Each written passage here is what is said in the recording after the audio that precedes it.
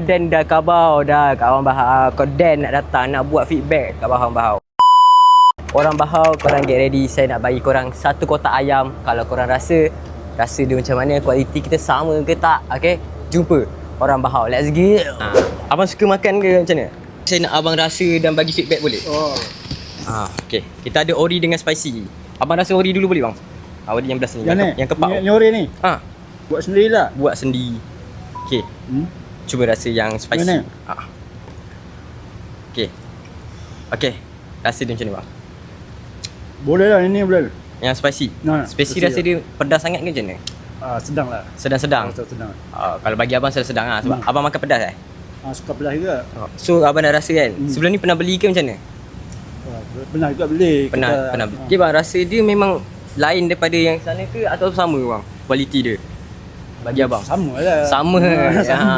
Dah cakap dah, terima kasih bang. Okay. Tapi abang kan, abang ada follow tak Muisau Chicken? TikTok. Ni. Okay bang, kita tekan tau. Ya. Oh ya, abang tak follow lagi bang, boleh follow tak bang? Okay, bawah tu ada restoran, boleh follow restoran juga bang. Tu. No. Itu bawah ni. Abang, abang tekan. Okay, follow restoran. Okay, bawah tu ada ni, shop. Makan dan follow juga. Okay, bang. Saya bagi abang ayam ni boleh? Terima kasih. Dah cakap dah, brother tu pun kata sedap tau. Dia dah banyak kali support tapi dia tak follow. Kenapa korang yang tak follow lagi follow tau. Jangan lupa juga. Jangan lupa apa?